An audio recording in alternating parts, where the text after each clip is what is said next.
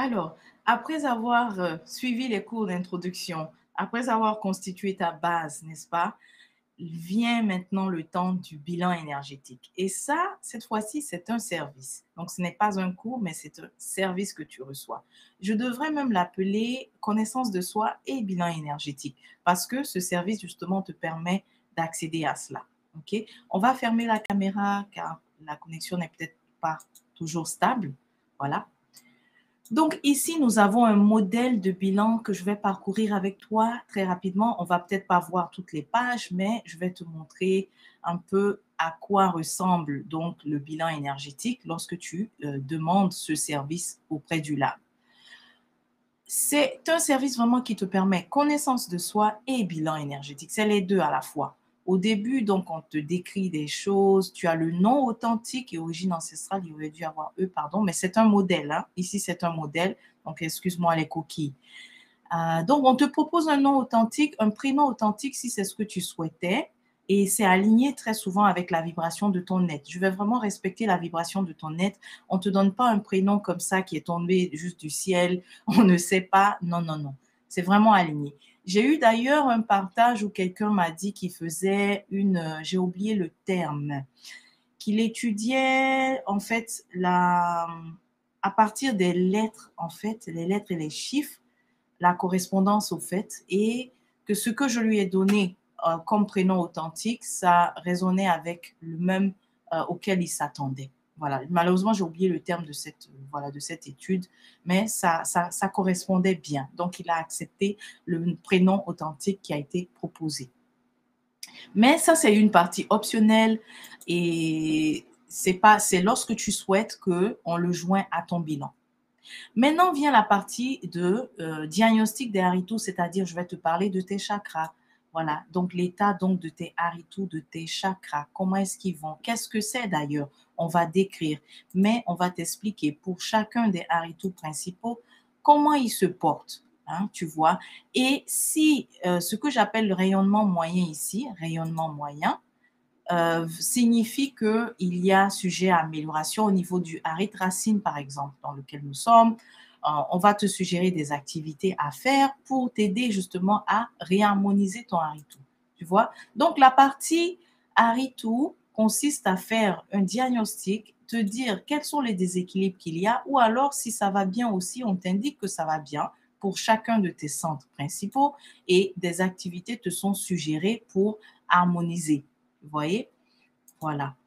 Donc, c'est cela pour la section du bilan des diagnostics Haritou. Ensuite, la deuxième partie, c'est l'identité astrale. Voilà. Donc ici, sur cette partie, tu vas apprendre à te connaître. Tu vas apprendre à te connaître au niveau des astres, qui tu es.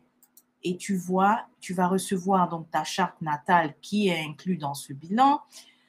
Tu pourras savoir qu'est-ce que c'est. Mon soleil est en bélier, mon ascendant est en poisson, tu vas le savoir. C'est quoi ma lune en capricorne, mon mercure en bélier, Vénus en verseau.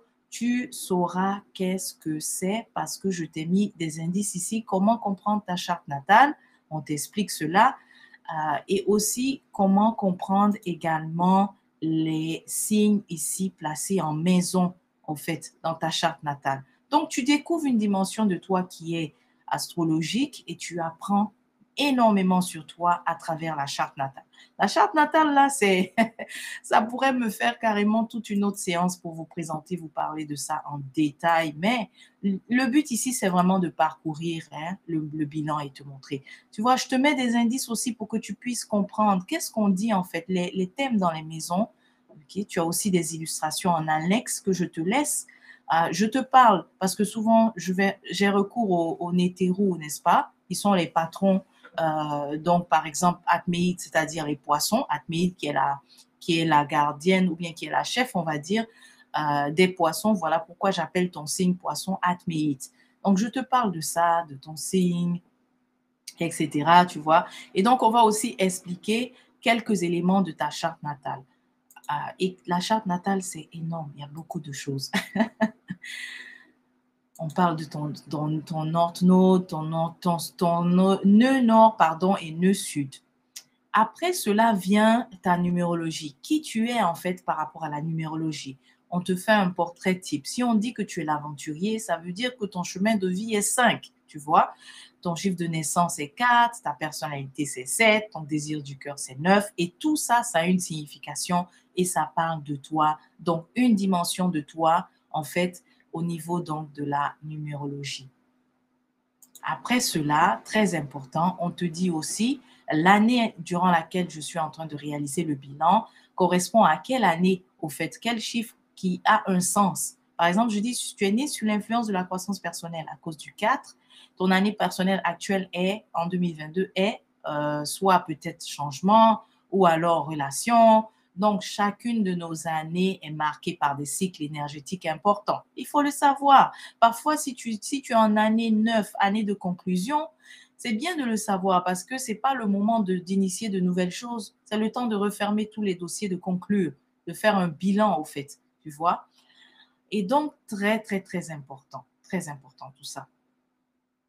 Voilà, donc tu m'excuses, tout ce qui est en noir permet de préserver la confidentialité car on a pris un bilan énergétique réel de quelqu'un en modèle et on ne veut pas voilà, dévoiler son nom ici, c'est très personnel le bilan. Ensuite, je te parle de ton équilibre masculin et féminin sacré en toi. Est-ce que ton féminin a plus de force, a plus de pouvoir ou alors c'est ton masculin qui a plus de force? Le but ici, c'est que tu arrives à l'harmonie entre les deux, que les forces soient égales entre les deux. Donc, si jamais il y a un qui est plus fort, je vais te le dire et je vais aussi te recommander en fait des suggestions, comment faire pour donner aussi de la force à l'autre. Par la suite, je te parle de toi, mais maintenant, cette fois-ci, géométrie. Il y a des formes qui sont en harmonie avec ton être, il y a des formes qui vibrent avec ton chemin de vie. On va te les présenter. Et puis, une fois que tu connais ces formes, tu peux les utiliser maintenant comme vraiment des objets porte-bonheur. Tu peux donc avoir ça en bijoux, tu peux avoir ça affiché en cadre, etc. Parce que c'est des formes qui sont vraiment en harmonie avec ta propre géométrie personnelle. Tu vois, ici, la personne a le 4, donc on a des symboles géométrie 4, et ici, c'est géométrie 2 et 4. Voilà. Et j'utilise beaucoup les Adinkra parce que les Adinkra ont un langage puissant, c'est des symboles puissants qui nous permettent d'aligner naturellement notre être, n'est-ce pas, avec l'harmonie, au fait. La dernière partie qui est parfois, certaines personnes parfois disent qu'ils n'en veulent pas, mais très souvent je vais le mettre. Et on te parle de tes Nétérous gardiens, tu vois. Je te parle aussi des Nétérous, qui sont-ils, qu'est-ce que c'est, avec toujours la définition pour ne pas que tu sois perdu. Et voilà, donc si tu veux également honorer tes propres Nétérous gardiens, il y a donc le cheminement, il y a les quelques informations importantes qui te permettent donc d'honorer tes Nétérous, en fait, gardiens. Ensuite, je te parle de ta composition en éléments parce que nous sommes aussi les as, donc nous sommes aussi les éléments. Est-ce que tu as plus d'éléments feu en toi ou tu as plus d'éléments terre, plus d'éléments eau? Tout ça a sa signification et c'est bien de le savoir, tu vois. Après cela, la dernière partie, très importante, je fais la synthèse. La synthèse te permet de revenir un peu sur différents points du bilan et avec une sorte de résumé des activités à faire, tu vois. Donc, il y a un résumé à la fin ici qui te dit pour, voilà, récapitulatif des activités que j'ai données. Par exemple, je remets, s'il y avait des affirmations que je t'avais suggéré de prononcer, je vais les remettre ici. S'il y avait des suggestions, par exemple, par rapport à tes signes astrologiques, on va aussi les mettre là, à la dernière partie. Et enfin, une partie que j'aime beaucoup dans ton bilan, c'est ce qu'on appelle les annexes. En annexe, il y a encore de l'information. Il y a la charte natale graphique. En haut, on avait la charte natale écrite, plus simple pour ceux qui ne se retrouvent pas avec les symboles. Mais je te mets la version graphique parce que c'est comme ça vraiment que souvent les astrologues vont l'utiliser. Tu vois? Donc, je te mets des références intéressantes, les thèmes des maisons astrologiques ici. Si je t'avais dit de faire certains exercices, les voilà aussi en détail. Et d'autres références aussi importantes que je te mets. S'il y a des documentaires également que je trouve intéressants que tu dois visualiser, c'est là que je vais les mettre. vois, le documentaire Pyramide K pour comprendre et apprendre sur l'Égypte antique. Donc, je le mets le lien. Et donc, voilà, c'est très riche, le bilan énergétique. C'est une expérience qui te permet vraiment d'apprendre sur toi, de savoir vraiment ce qui est en toi à élever et avec donc des tu lis le bilan, que tu vois les recommandations, tu sais à quoi elles servent. Si je te dis par la suite que tu vas prendre un bain de purification pour le sacré, parce que tu sais qu'il y a un déséquilibre là-bas et ça va aider, ce bain va aider à faire, à amener l'harmonie. Je suggère même jusqu'à des encens, tu vois. Donc, tu sauras en fait que, ah tiens, je vais peut-être plus acheter de l'encens myrrhe parce que j'avais vu que j'ai un déséquilibre au niveau de mon harite du plexus, mon harite du sacré, et que la myrrhe aussi est très intéressante pour m'aider justement à apaiser, n'est-ce pas, mais mon corps émotionnel, par exemple. Donc, c'est cela. Mon corps mental plutôt, pardon. Et aussi émotionnel, oui, puisqu'on parle du sacré. Donc, voilà.